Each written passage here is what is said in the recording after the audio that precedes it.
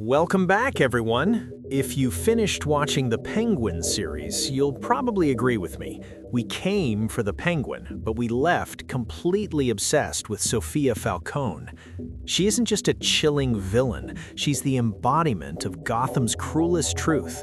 Monsters aren't born, they are forged from betrayal. Today, let's decode the psychology of Sofia.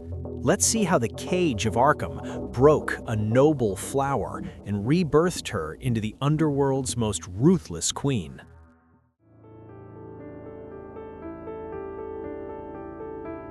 In the decaying high society of Gotham, Sofia Falcone was once known as the flower of the nobility.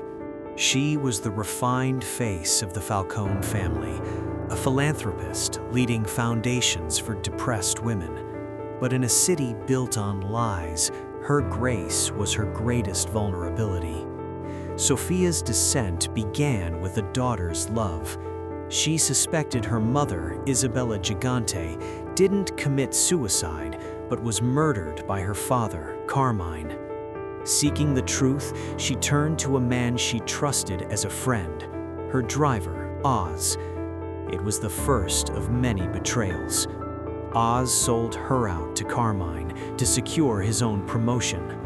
To bury his secrets, Carmine didn't just silence Sofia, he erased her. He framed her for his own Hangman serial murders, branded her insane, and cast her into the abyss of Arkham Asylum for 10 long years. Arkham wasn't a hospital.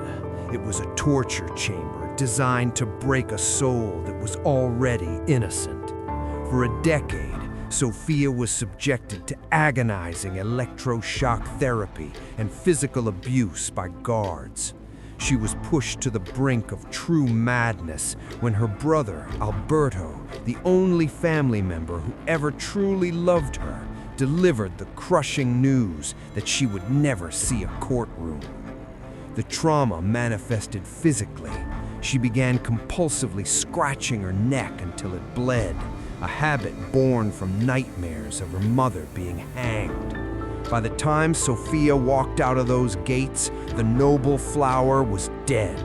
In its place stood a woman who had embraced the hangman persona the world forced upon her, fueled by a singular, burning need for liberation and revenge. Upon her release, Sofia found a family that feared her and a brother who was murdered by the very man who put her in Arkham, Oz Cobb. When her uncles, Luca Falcone and Johnny Vitti, tried to discard her like broken property, Sofia chose to burn the legacy down. In a single silent night, she released carbon monoxide gas into the Falcone estate, executing her entire family while they slept.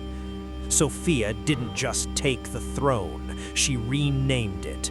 She discarded the Falcone name, rebranding her organization as the Gigante family to honor her mother. She established a new order by publicly executing Johnny Vitti, and in a brilliant move of populist leadership, she distributed her father's secret cash reserves equally among the soldiers. She realized that those at the bottom of Gotham's hierarchy craved recognition, and she bought their absolute loyalty with the wealth her father had hoarded. The economic engine of the Gigante Empire was bliss, a potent psychedelic drug. Poetically, Sofia derived it from a red mushroom found in the damp corners of Arkham, the same sedative used to control her during her imprisonment.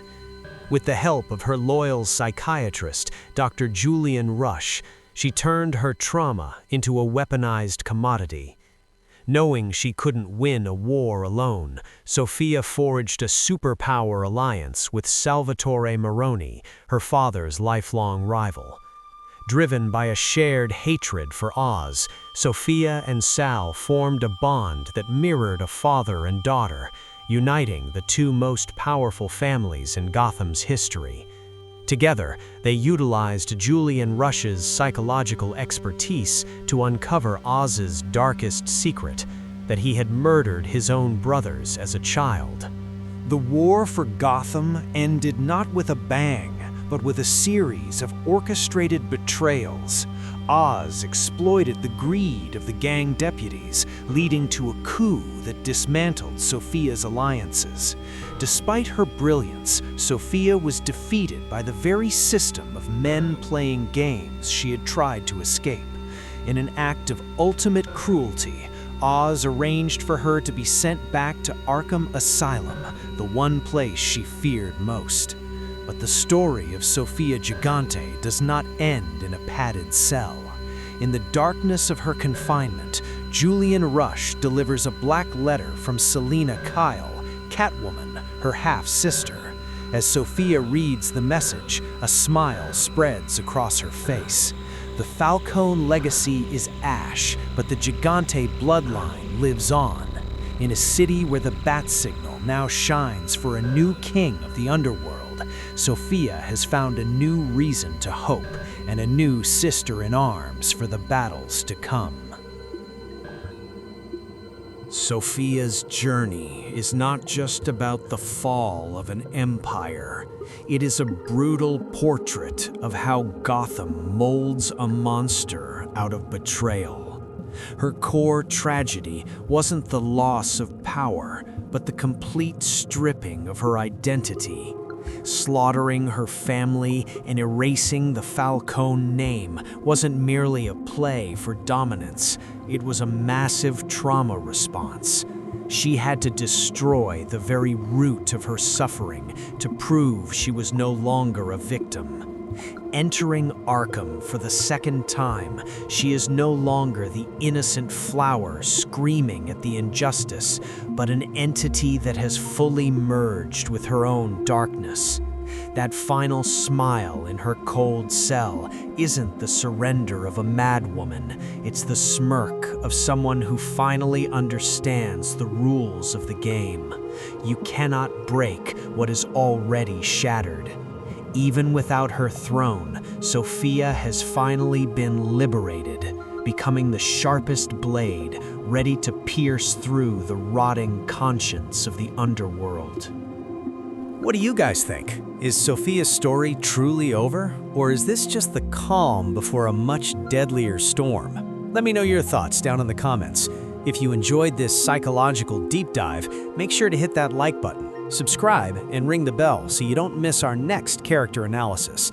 Thanks for watching, and I'll see you in the next one.